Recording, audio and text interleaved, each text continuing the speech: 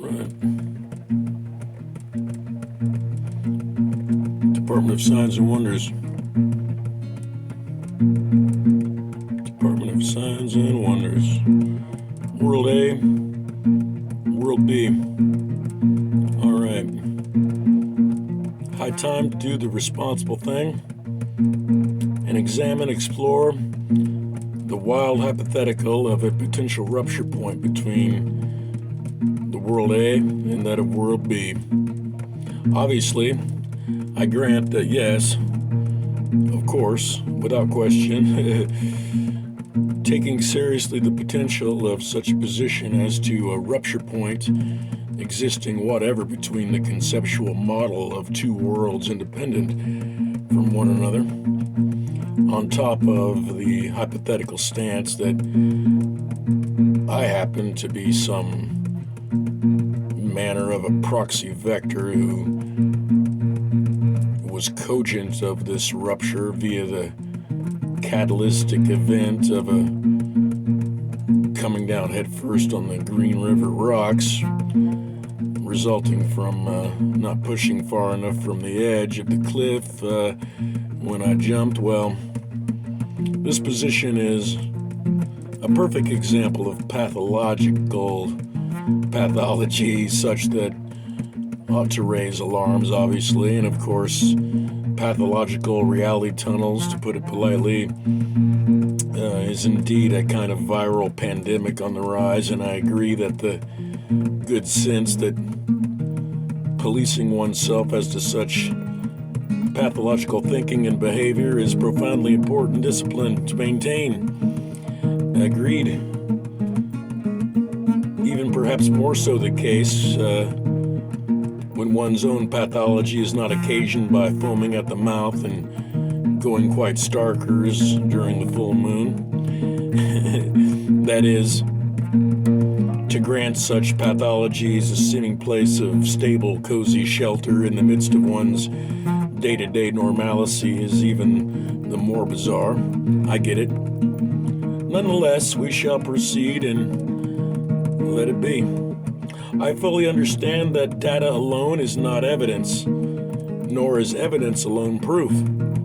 As such, I am not entering into this hypothetical to convince anyone of anything any more ambitious than to present a case as to why I might present such a hypothetical whatsoever, even despite claiming to be interested in the value of good sense.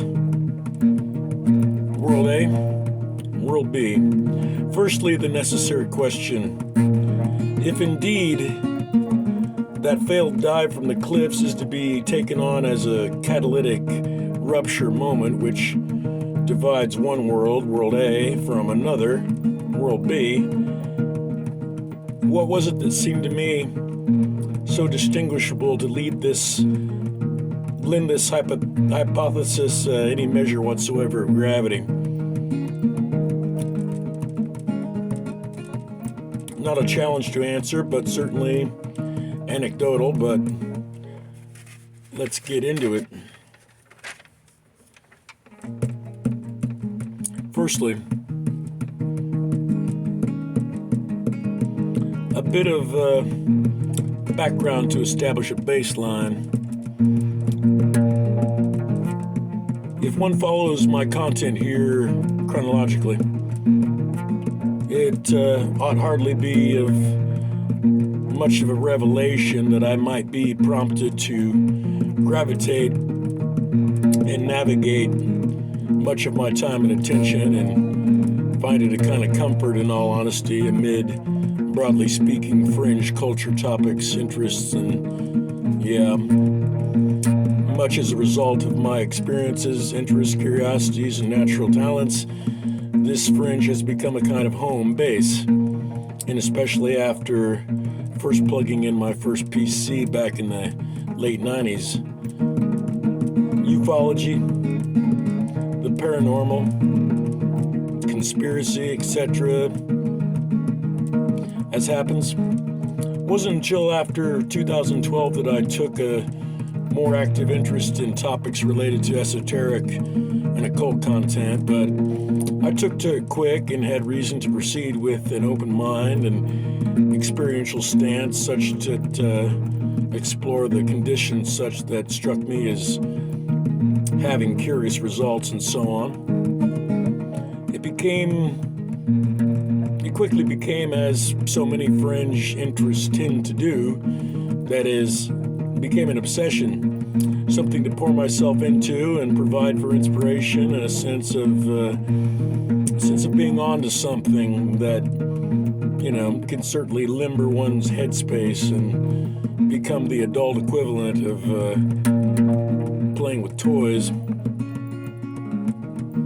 Well, it wasn't too long before it seemed altogether natural enough to apply my illustrator's craft to the task of creating my own tarot deck, and that, among other things, in tandem, was just what I set about to do. And it became exceedingly helpful in this effort to lean quite heavily on the then budding community of YouTube tarot readers with respect to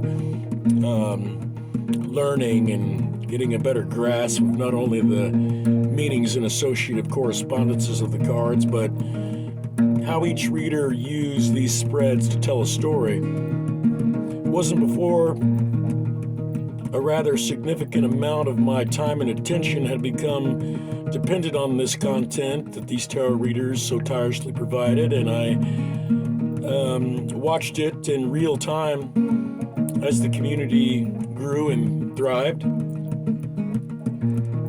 The deck I was creating took a good long while to finish. It took me from between 2012 and as late as spring of 2020. Well,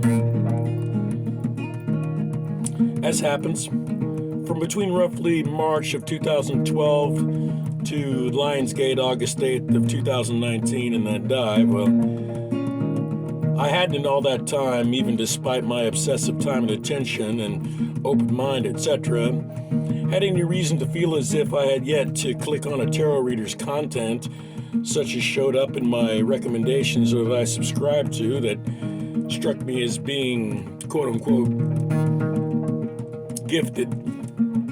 Nor was I, again, despite my obsession, aware of the telltale signs of a kind of exponential movement of a viral linguistic narrative and ideology-driven ecosystem that held itself together by the magnetism of such psychic gifts, nor did I have any reason to expect that I would come home from those cliffs and abruptly discover it. In short order, I came to discover and come to better understand that evening and consecutively the days and weeks that followed, certain things that prior to that dive would have seemed to me nothing more than pure fiction and whimsy.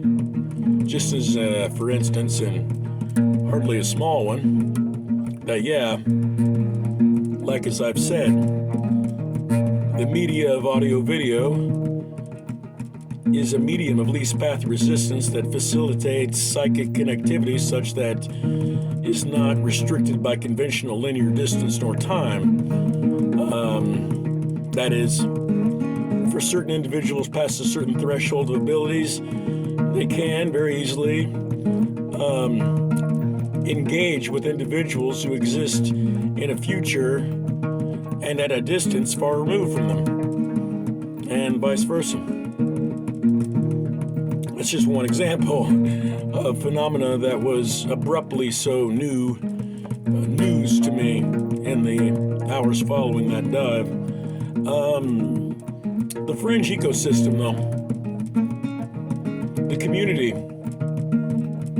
the lingo, the narrative, the ideology, the monoplasticity of it, the pervasive spread of it, this was, so far as my obsessive attention ought to have been well aware of, was also abruptly news to me. World A, World B. I'm reminded of a joke by the deadpan comedian Stephen Wright where he says, I got up the other day and everything in my apartment had been stolen and replaced with an exact replica. I couldn't believe it. I called my friend and said, "Hey, come here, look at this stuff. It's all an exact replica. What do you think?" And he said, "Do I know you?" The uncanny valley, world A, world B.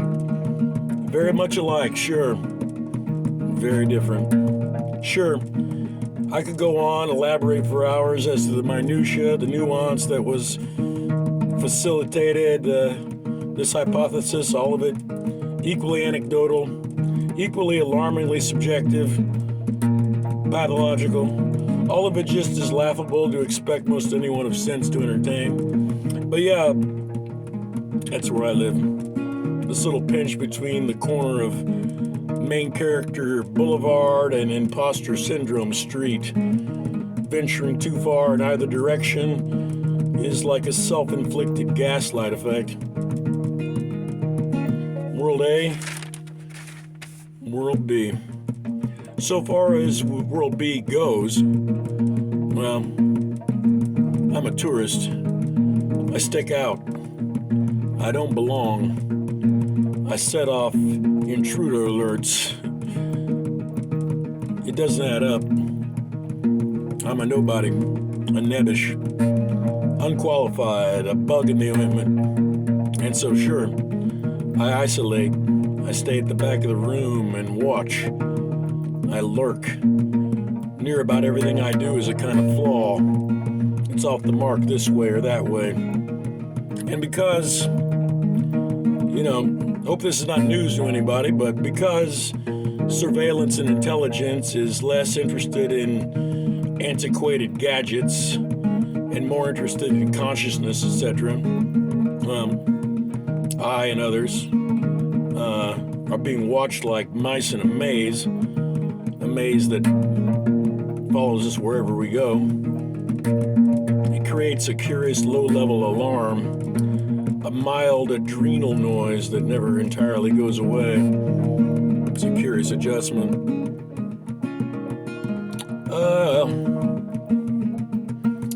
Everyone has had something to say about the fly in their soup. I get it. For the most part, I get it.